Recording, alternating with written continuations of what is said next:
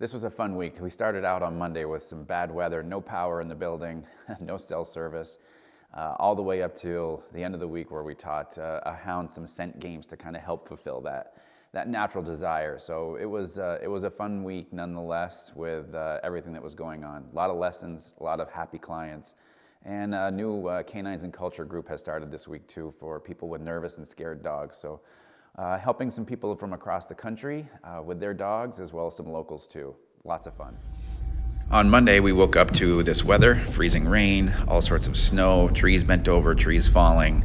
And we didn't have any power or cell service, so I had to drive to find cell service just to figure out if my kids had school or not. This was a great way to start the week. Made me feel a little bit lost, but made it through the week nonetheless. On Monday, one of our Canines and Culture members shared a really, really cool video with us. It was from when she was living in South Lebanon, and she has a very happy-go-lucky dog, and they ran into a stray dog.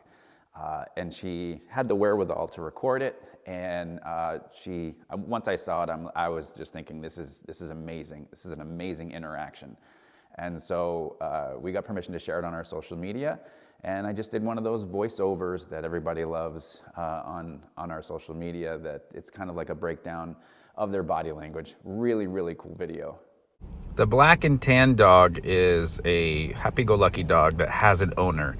The tan dog on the left is actually a stray dog, and this takes place in South Lebanon. So as you watch this interaction take place, you can see that the black and tan shepherd mix here just wants to play. This is just pure joy, pure happiness. Nice big stretch from the stray, welcoming, working its way through everything. Nice communication back. And actually holding him or herself very confidently. Until that right there, don't get near my butt with that kind of energy. If you go in respectful, then I'll let you take a sniff.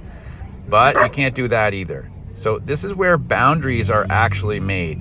This is about rules and boundaries first before the game starts to play.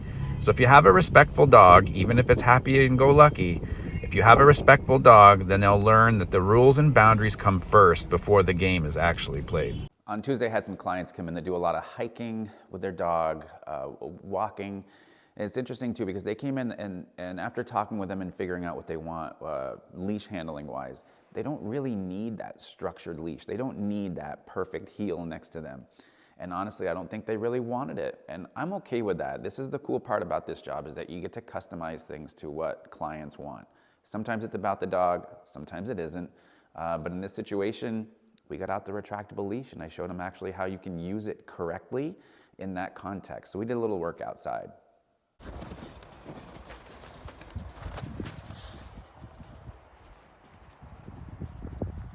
See, even that, he just kind of locked right in there for a second, didn't he? Mm-hmm. Yep. Which is great. Also, it's the intention too the whole time. You know, you just keep moving forward. Like when over here, I just had you keep moving instead of stopping for him. Mm-hmm. And then you see that, like right there, like. And you can still see there's joy. Yes. And on Thursday, I started a new Canines and Culture group for nervous and scared dogs. And we've got people from all over the country. One thing I found about, classes that I started in the past is that people would come in and I knew they would feel judged for how maybe misbehaved their dog was. And so what I've done is started to create this 3-month Canines and Culture virtual program for dogs with certain behaviors. That way everybody's in it together, everybody's dealing with the same types of behaviors, and it makes them, it gives them a feeling of community and also support as well. So putting everybody together in this really close-knit community has, I've seen tremendous growth with some of my other groups doing this as well. So I created this for nervous dogs. I've got a waiting list already for the next group, but it was a fun little kickoff Zoom call that we did this week as well. New group of Canines and Culture just started up. This group is for nervous dogs. Today's day 1, week 1 of a 12-week virtual program. People from all over the country. Such a great start. Can't wait to get rolling with them and get to know them. I have a soft spot in my heart for the Beagle Walker Hound mixed dogs, because years ago we fostered a Walker Hound named Buddy, big strong dude, goofy, had some resource guarding issues that we tried to work through. but a really cool dog. So we had Louise come in this week, and she reminds me of Buddy. However, during the lesson, she went into a moment where she ended up with a mental barrier.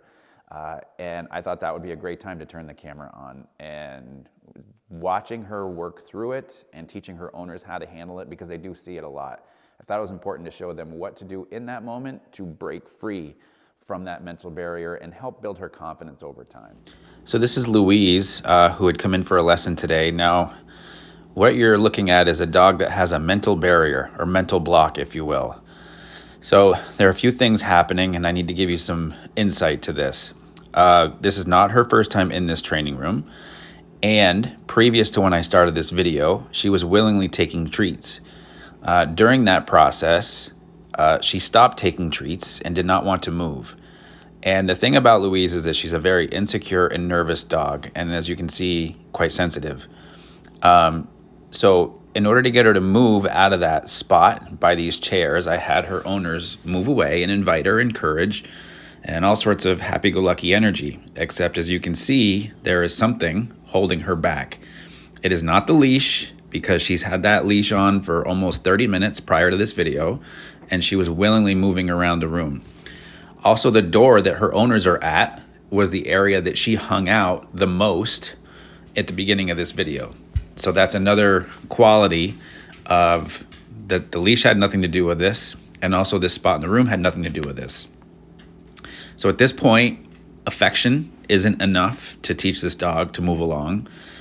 Food, she's not going to take. In this state of mind, she's not going to play. And this becomes a mental barrier. Now, if you think about it in human terms, humans have fences, property lines, walls, buildings, tree lines. We have visual barriers all over our human world. Dogs and animals have a lot of mental barriers, if you will. They know to stay in certain territories, certain surroundings, whatnot. So during this process, her owners are encouraging her, and I even moved to the other end of the room to see if I could, create that desire for her to be down with her owners. So I knew at this point she needed some guidance, and this is why you're seeing me come back over here next to her. Also, mind you that she is quite nervous and unsure of people. So this is me being kind of careful about, see, she almost gained enough momentum to move towards her owners there. So this is me going over, being near her, not giving her any direct eye contact. And she showed a little interest in me here. She's looking up. So this lip licking here is her just trying to figure things out. That tail wag is an unsure tail wag. Don't know what to expect. Not a I'm happy, go lucky 100% of the time. So I knew I needed to get the leash out, and I knew I needed to guide her out of that state of mind. It's important we show a dog how to get out of this. And so I'm doing this with a little leash pressure.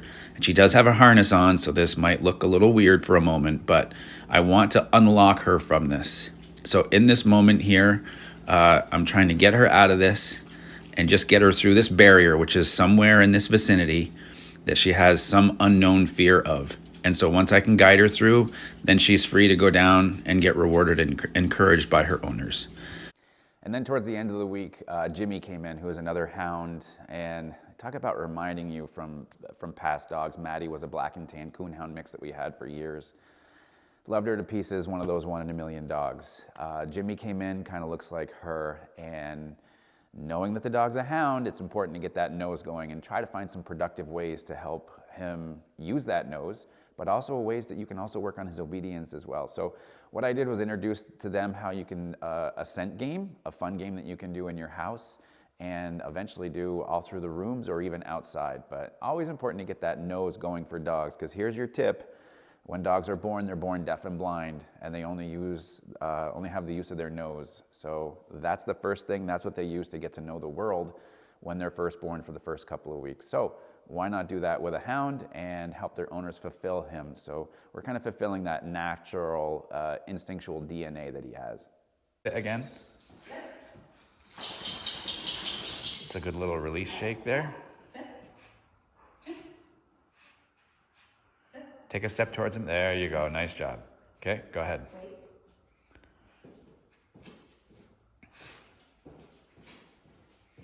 Yep. Perfect. Then go to the next one. There you go. Yep. Good. And then the next one. And then actually even go over like you're gonna go put it behind or like by the snow blower. Like add something else in. Good. And then come back to him and then release him. There we go. We tricked him. Good. Now we're gonna trigger that nose. Now he gets to be a hound. He gets to use his DNA.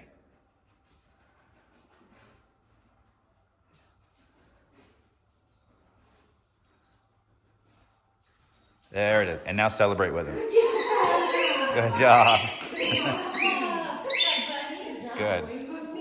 And it's good that we let him carry this around too, because if he lets go of it, great. And play with him. Toss it around with him.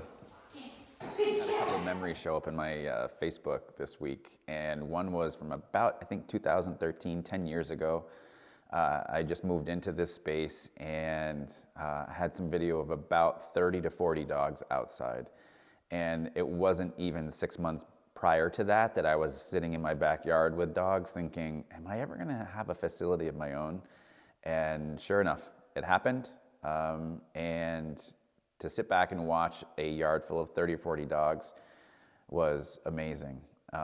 And I think back of all the dogs that I've helped as I think about moving out of this space in the next month. And it's pretty amazing, the people that have walked through these doors, the dogs, the relationships that I've built, people I've gotten to know. It's pretty amazing, and it's a pretty cool feeling. This video was from about 10 years ago, and it was at a time I just opened up this facility, and I think we had somewhere between 30 to 40 dogs outside this day. Great memories looking back on times like this, and couldn't be more proud of the business that I've built and socializing the dogs that we have in the past, and just a great memory to come across this week. One of the things I'm probably most proud of was about 4 years ago, we held a pet food drive. And I thought, man, it would just be cool to let's do a month-long pet food drive and see what happens. Little did I know that the community around here would just come full force with pet food. My original goal was maybe a few hundred pounds. We had achieved that within like the first couple of days. I think within the first 10 days, we ended up with 1,000 pounds of pet food. And so I was talking with my staff and thinking, man, can we get to a ton of dog food? A literal ton, 2,000 pounds of dog food. Wow, it took us 18 days. That's it, 18 days to collect 1,000 pounds or 2,000 pounds of pet food for two local rescue organizations, North Country Animal League and Justice for Dogs. And so we ended up splitting it evenly amongst the both of them. And they were quite pleased, for sure, but probably one of the non-training most proudest moments of my career so far.